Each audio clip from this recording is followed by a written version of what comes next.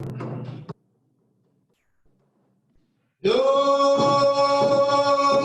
oh, yo,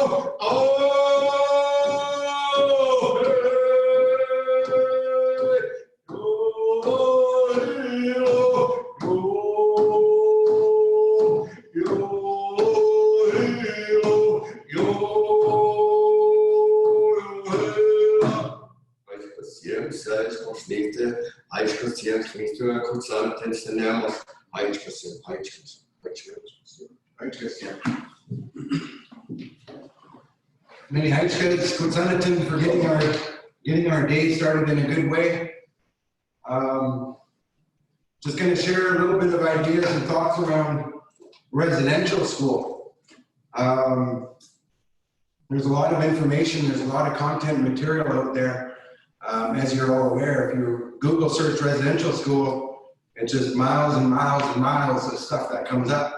But I found a document that I really wanted to share this morning, just to speak a little bit about some of the history around residential schools. And I just really wanted to share this. So this document talks about five things that Canadians, not just First Nations, but Canadians must know about residential school. These are significant facts about residential school, and I wanted to share that. Why were residential schools created?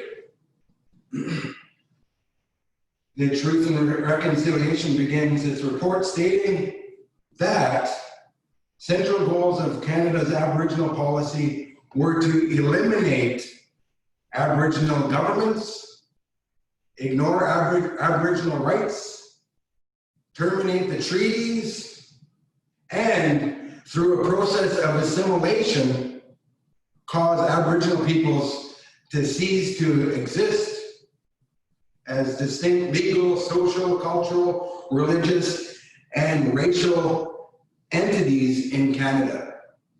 So if you think about that for a second, the whole plan was to really get rid of the savage and the natives. Established in the 1880s under Prime Minister Sir John A. Macdonald, the goal of the residential school was to civilize Canadians' Indigenous population, who were imaged and imagined as savages back then. So when I thought about John A. Macdonald, it brought me to thinking about Black Lives Matter. And we think about some of the statues that were coming down in the American side. It's basically similar to what we are dealing with in Canada when people are seeing John A. Macdonald schools, John A. Macdonald statues that are throughout Canada. Black Lives statues, when it comes to statues, we think about General Lee, all the fighting that's gone on in the American side. When it comes to statues, people have their views about that. But ask a person that's gone to residential school, ask your local First Nations person about how they feel about Sir John A. Macdonald School and the name of that. What does it mean to them? Well, it's taken away your innocence, taken away your pride, it's taken away your identity as a First Nations person when it comes to residential school. As Duncan Campbell Scott, the Deputy Superintendent General of the Department of Indian Affairs back in 1913 through to 1931, who administered the government's assimilation policy, the government will, in time, reach the end of its responsibility as in Indians progress into civilization and finally disappear as a separate and distinct people, not by race extinction, but gradual assimilation within their fellow citizens. So again, think about that for a second in regards to First Nations people entering residential schools. Today, the Truth and Reconciliation Commission says the policy amounts to cultural genocide. That's a word that we continue to hear in history, and the word that we continue and should hear in social studies classes throughout Canada and the United States. How many residential schools were in Canada? In the beginning, the program was 69 schools, but eventually was expanded to the 1930s.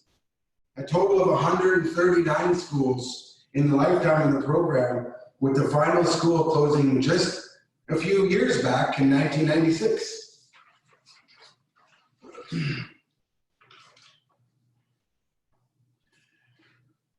I'm not sure if you're aware or read a lot about residential schools, but the Roman Catholics is the entity, the people that were operating residential schools. How many people attended residential schools?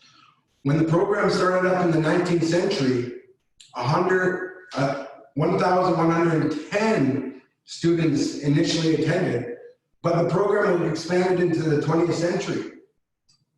Over 150,000 First Nations, Métis, and Inuit would attend. Approximately 80,000 students are still alive today. How many students died? Not sure if you're aware. And this number is never clear, as you're mostly aware. Over 6,000 students are known to have died. However, the full number may never be known. They have their ways of hiding the numbers. The numbers only fit their agenda, and we know that, and the governments did that. Student deaths are common. Architects design the schools actually planning for cemeteries to be incorporated into the design of schools. Even Duncan Campbell Scott noted in 1913 that it is quite within the mark to say that 50% of the children who passed through these schools did not live to benefit from the education. As CBC News points out, the odds of students dying during the life of the program was 1 in 25. This is really important to think about, which is greater than 1 in 26 odds of Canadian soldiers dying in World War. So again, think about that for a minute. Sexual assaults. This is something that we see ongoing. It's something that our people deal with. 31,970 sexual assaults claims that have resolved by independent assessment process, while another almost 6,000 claims are currently in progress. However, these roughly 38,000 claims only represent incidents of sexual assault that have actually been reported by approximately 80,000 residential school survivors. The Truth and Reconciliation observes that these assaults have led to intergenerational effects for survivors and their families. Intergenerational. That's something that affects generations to generations, if you're wondering what intergeneration means. They say 7 generations to get rid of this. If you notice, I posted on Facebook with my picture this morning.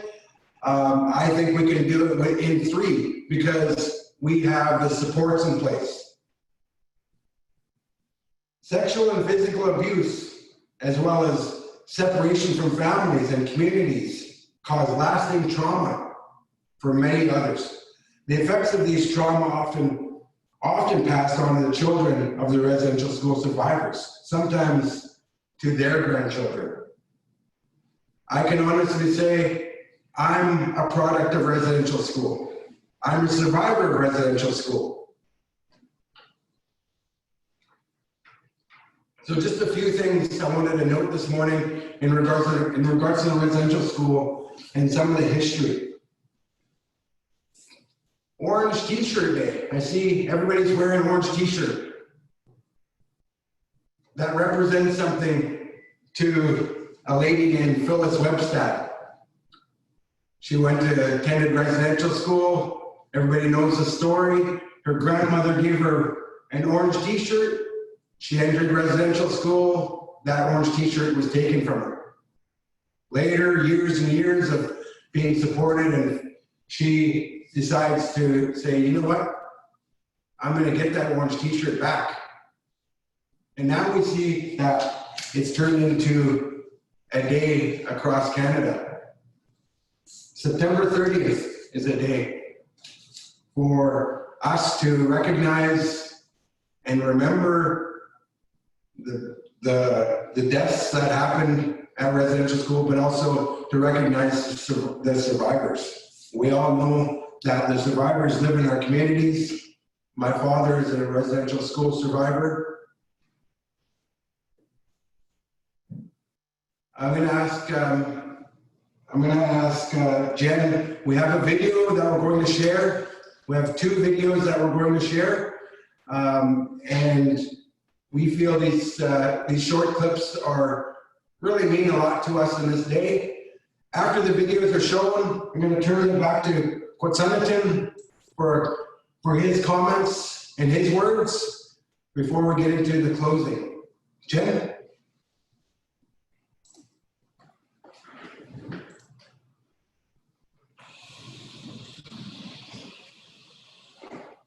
Hello everyone, my name is Phyllis Webstad. I am Shawetm from the Strachel, Kenno Creek, Capstum, Dog Creek First Nation, which is about 1.5 hours southwest from Williams Lake, BC.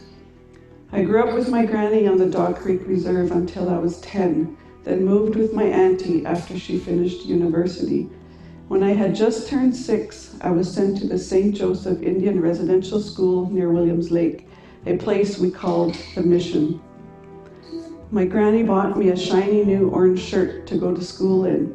When I got there, I was stripped, my clothing taken away, including my new orange shirt, and I never saw it again. I was no longer excited to be going to school. I wanted to go home to Granny. I had to stay there for 300 sleeps. No matter how much all of us little kids cried, it didn't matter. No one listened to us. Our feelings didn't matter. We didn't matter. I am the 3rd generation that attended residential school. Both my grandmother and mother attended the Mission for 10 years each. Today is a day to honor and remember residential school survivors and their families. Every child matters, even if you're an adult. We must also remember those children that never made it and are no longer with us. Today is a day for survivors to tell their stories and for us to listen with open hearts. I am humbled and honored that you are all taking part in Orange Shirt Day. When I was in school, I didn't know my own history, so I am overjoyed that you are taking part and learning the true history of Canada's First Peoples. Gukshjem, thank you.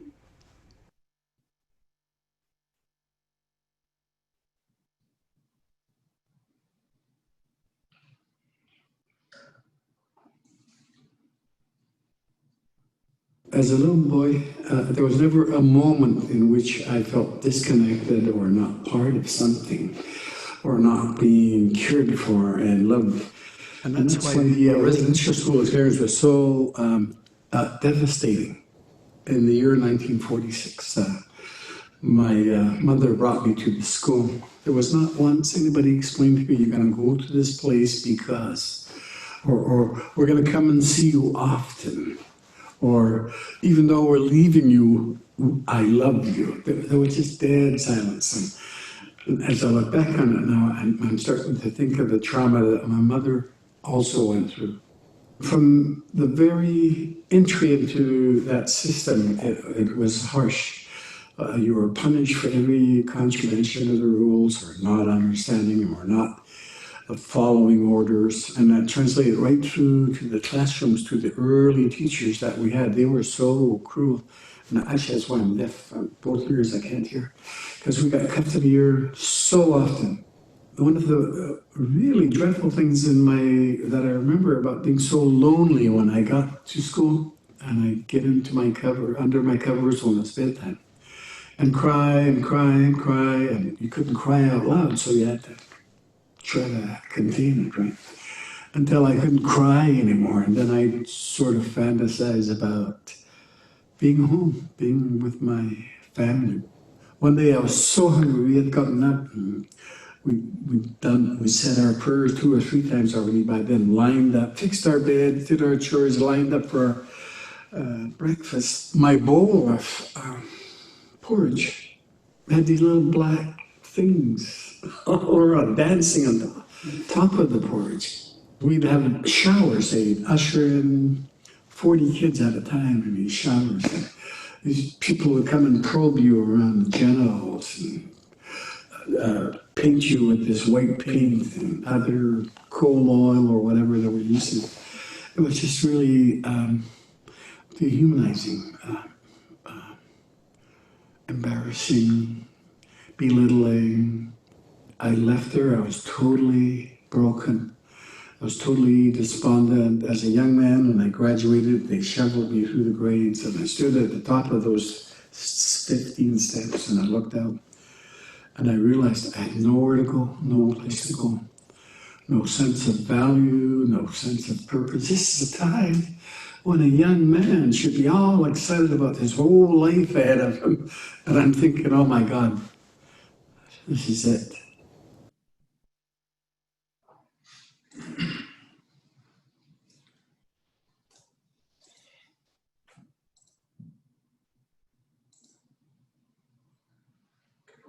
Okay,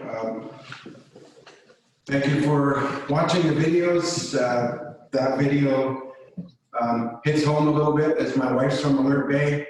That residential school is in Alert Bay, and obviously Bobby Joe is from the Alert Bay area as well. So really wanted to show that video. Obviously it's meaningful to our people on this day. I'm gonna ask Kw'umut to share a few words and his views.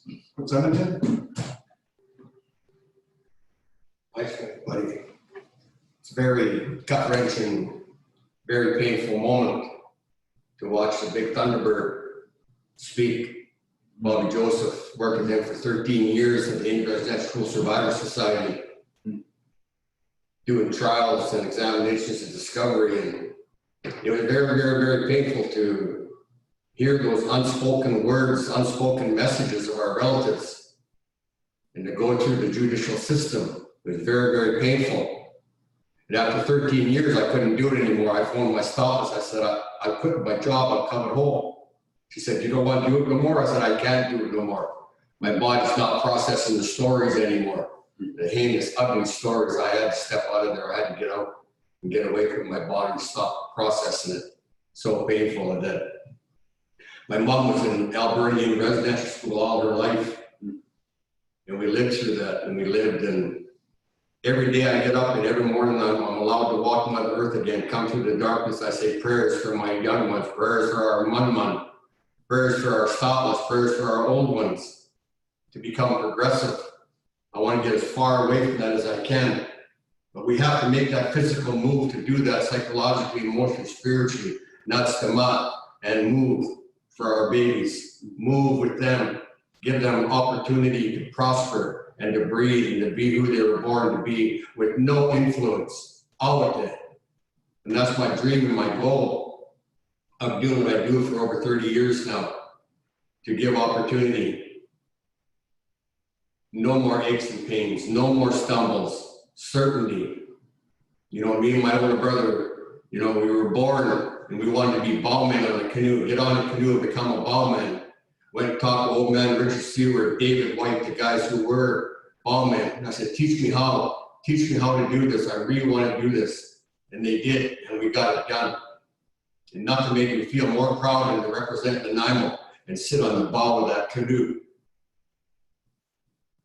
And every day I come to work, I look at that water, and I think about the Prince Charles and old man Bill Seward, Thomas Seward, Ed Brown, Leslie Thomas Sr., the old ones.